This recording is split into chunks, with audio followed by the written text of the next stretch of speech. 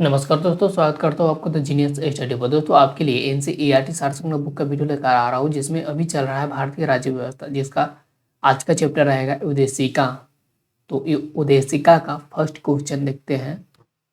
इसमें फर्स्ट है प्रस्तावना। उद्देशिका: हम भारत के लोग भारत को एक संपूर्ण प्रभुत्व संपन्न समाजवादी धर्मनिरपेक्ष लोकतंत्रात्मक गणराज्य बनाने के लिए तथा उनके समस्त नागरिकों को सामाजिक, आर्थिक और राजनीतिक न्याय, विचार, अभिव्यक्ति, विश्वास, धर्म और उपासना की स्वतंत्रता, प्रतिष्ठा और अवसर की समानता प्राप्त कराने के लिए तथा उन सब में व्यक्ति की गरिमा और राष्ट्र की एकता और अखंडता सुनिश्चित करने वाली बंधुता बढ़ाने के लिए दृढ़ संकल्प होकर अपनी इस संविधान सभा में आज तारीख 26 नवंबर 1949 ईस्वी मिति मार्गशीर्ष शुक्ल सप्तमी संवत 2006 विक्रमी को एतद द्वारा इस संविधान को अंगीकृत, अधिनियमित और आत्मसमर्पित करते हैं। तो इस प्रकार से अपना वो प्रस्तावना था। तो इसका फर्स्ट क्वेश्चन है, संविधान सभा में उद्देश्य का प्रस्ताव कब प्रस्तुत किया गया था?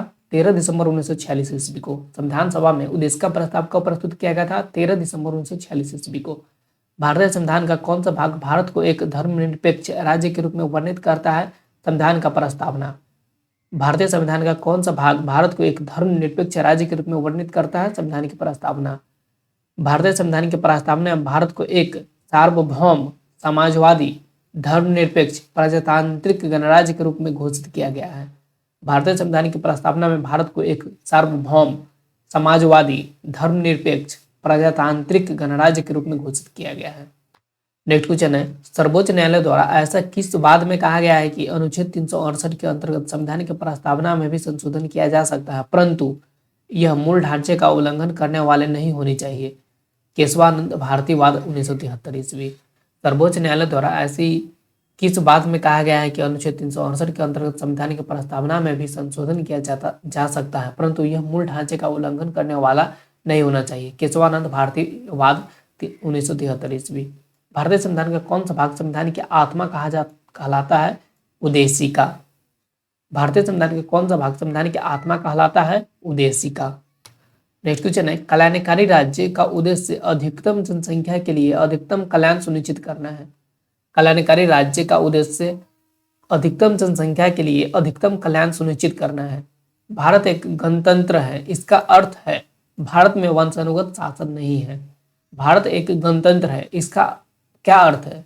भारत में वंशानुगत शासन नहीं है। दोस्तों इस वीडियो को लाइक करके अपने दोस्तों के साथ शेयर करें और कमेंट करके हमें बताइए ये वीडियो आपको कैसा लग रहा है। और हाँ दोस्तों, अगर आप ये चैनल को पहली बार विजिट कर रहे हैं तो चैनल को सब्सक्राइब भी जरूर कर ले। और अगर आप एनसीईआरटी सार संग्रह बुक का संपूर्ण वीडियो देखना चाहते हैं तो इसी चैनल पर प्लेलिस्ट बना हुआ है, वो भी सब्जेक्ट वाइज बना हुआ है, वहाँ पे जाकर आप संपूर्ण वीडियो को देख सकते हैं। नेक्स्ट क्वेश्चन है, भारत के संदर्भ में धर्मनिरपेक्ष शब्द का सही भाव क्या है? भारत में राज्य का कोई धर्म नहीं है। भारत के संदर्भ में धर्मनिरपेक्ष शब्द का सही भाव क्या है? भारत में राज्य का कोई धर्म नहीं है। उद्देशिका में सम्मिलित सामाजिक, आर्थिक व राजनीतिक न्याय के तत्व किससे संबंधित है? 1917 की रूसी क्रांति से। उद्देशिका में सम्मिलित सामाजिक, आर्थिक व राजनीतिक न्याय के तत्व किससे संबंधित है? 1917 के रूसी क्रांति से। उच्चतम न्यायालय ने किस वाद में यह धारणा प्रस्तुत की कि उद्देशिका संविधान का अभिन्न अंग है? SR बोम्बई बनाम यूनियन ऑफ इंडिया। उच्चतम न्यायालय ने किस वाद में यह धारणा प्रस्तुत की कि उद्देशिका संविधान का अभिन्न अंग है? SR बोम्बई बनाम union of India. Next question है, SR बोम्बई बनाम यूनियन ऑफ इंडिया था इसका आंसर। अगला क्वेश्चन है, सभी व्यक्ति पूर्णतः और समान रूप से मानव है, यह सिद्धांत जाना जाता है सार्वभौमिकता का। सभी व्यक्ति पूर्णतः और समान रूप से मानव है, यह सिद्धांत जाना जाता है सार्वभौमिकता का।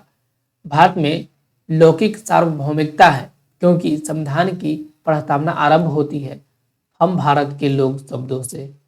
भारत में लौकिक सार्वभौमिकता है क्योंकि संविधान की प्रस्तावना आरंभ होती है हम भारत के लोग शब्दों से। नेक्स्ट है, लोक कल्याण शब्द भारत के संविधान की उद्देशिका में नहीं है बल्कि यह राज्य के नीति निर्देशक तत्वों का भाग है। लोक कल्याण शब्द भारत के संविधान की उद्देशिका में नहीं है बल्कि यह राज्य के नीति निर्देशक तत्वों के भाग है। किस संशोधन के द्वारा भारतीय संविधान की उद्देशिका में संशोधन किया गया था? 42वें संविधान संशोधन के द्वारा। किस संशोधन के द्वारा भारतीय संविधान की उद्देशिका में संशोधन किया गया था? 42वें संविधान संशोधन के द्वारा। भारतीय संविधान की प्रस्तावना में जिन आदर्शों एवं उद्देश्यों की रूपरेखा दी गई है उनका विस्तार कहाँ है? मूल अधिकारों, राज्य के नीति सिद्धांतों एवं मौलिक कर्तव्यों के अध्याय में। भारतीय संविधान की प्रस्तावना में जिन आदर्शों एवं उद्देश्यों की रूपरेखा दी गई है उनका विस्तार कहाँ पर है? मूल अधिकारों, राज्य के नीति सिद्धांतों एवं मौलिक कर्तव्यों के अध्याय में। नेक्स्ट क्वेश्चन है, राज्य का सबसे महत्वपूर्ण तत्व क्या है? संप्रभुता। राज्य का सबसे महत्वपूर्ण तत्व क्या है? संप्रभुता। समाजवादी, अखंडता, पंथ निरपेक्ष शब्द संविधान की प्रस्तावना में किस संशोधन के द्वारा सम्मिलित किया गया था? 42वें संशोधन द्वारा। समाजवादी, अखंडता तथा पंथ निरपेक्ष शब्द संविधान की प्रस्तावना में किस संशोधन द्वारा सम्मिलित किया गया था? 42वें संशोधन। उद्देशिका को राजनीतिक जन्मपत्री की संख्या किसने प्रदान की है? के एम मुंशी। उद्देशिका को राजनीतिक जन्मपत्री की संख्या किसने प्रदान की? के एम मुंशी ने। नेक्स्ट है, प्रस्तावना संविधान का अंग नहीं है, उच्चतम न्यायालय ने यह मत किस बाद में व्यक्त किया था? बेरुवारी संघ मामले में 1960 ईस्वी। प्रस्तावना संविधान का अंग नहीं है, उच्चतम न्यायालय ने यह मत किस बाद में व्यक्त किया था? बेरुवारी संघ मामले 1960 ईस्वी। संविधान निर्माण में महत्वपूर्ण भूमिका निभाने वाले संविधान सभा के सदस्य सर अलादी कृष्ण स्वामी अय्यर के अनुसार संविधान की प्रस्तावना हमारे दीर्घकालिक सपनों का विचार है। संविधान निर्माण की महत्वपूर्ण भूमिका निभाने वाले संविधान सभा के सदस्य सर अलादी कृष्ण स्वामी अय्यर के अनुसार संविधान की प्रस्तावना हमारे दीर्घकालिक सपनों का विचार है। लास्ट क्वेश्चन है, गोलकनाथ बनाम पंजाब राज्य के मामले में न्यायमूर्ति एम हिदायतुल्लाह ने उद्देशिका को संविधान की मूल आत्मा कहा है। गोलकनाथ बनाम पंजाब राज्य के मामले में न्यायमूर्ति एम हिदायतुल्लाह ने उद्देशिका को संविधान की मूल आत्मा कहा है। तो दोस्तों इस प्रकार से उद्देशिका चैप्टर समाप्त होता है। दोस्तों इस वीडियो को लाइक करके अपने दोस्तों से शेयर करें और कमेंट करके हमें बताएं ये वीडियो को कैसा लग रहा है। और हाँ दोस्तों, अगर आप इस चैनल को पहली बार विजिट कर रहे हैं तो चैनल को सब्सक्राइब भी जरूर कर दें। और अगर आप एनसीईआरटी सार संग्रह का संपूर्ण वीडियो देखना चाहते हैं तो इसी चैनल पर प्लेलिस्ट बना हुआ, वो भी सब्जेक्ट वाइज बना हुआ है प्लेलिस्ट, तो वहाँ पे जाकर आप संपूर्ण वीडियो को देख सकते हैं। दोस्तों मिलेंगे हम लोग नेक्स्ट वीडियो में, जो कि रहेगा हम लोगों का संघ एवं राज्य क्षेत्र। तब तक के लिए थैंक यू, धन्यवाद।